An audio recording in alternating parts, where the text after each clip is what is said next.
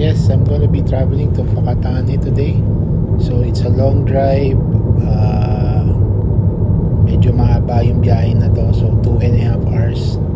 So anyway, the road is clear and the sky is blue. So safe mag-drive. Maliwanag pa. So join me in traveling to Whakatane. So medyo mahaba lang to. So as you could see, the roads, merong island yung iba but yung iba wala rin. So ang advice pa rin is to drive defensively. So ito lang yung mga travel natin sa New Zealand. Ganda ng roads nila. Kahit magkasalubong, safe pa rin kasi may clear distance dun sa gitna ng kalsada. And there's a lot of trucks delivering goods, milk, oil, and yung iba pa nga wood So yung resources nila rito maganda, marami.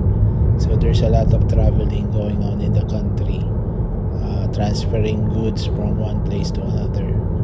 Ito yung dadaanan natin, nakikita nyo yung truck sa harap ko, may dadala siyang mga kahoy. So for delivery yan.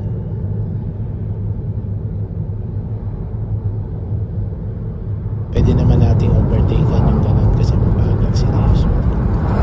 So usually ang speed ng mga trucks ay 90 kilometers per hour.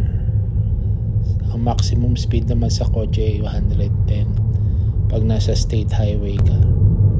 Pero ang ganda ng kalsada, safe na safe bumiyahe. Yun lang talaga, be a defensive driver. I'm going for a break in the gasoline station, food and some recharging, and then back to driving, coming close to where I'm going. So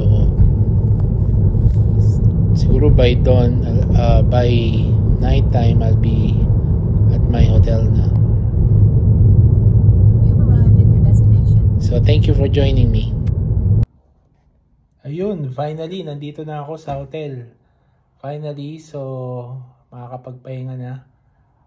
I arrived safe naman and okay naman yung driving dito, nakaka-relax kahit mahaba. So yun lang, another day, another time to do work tomorrow. So looking forward to do some sleep and refresh and recharge.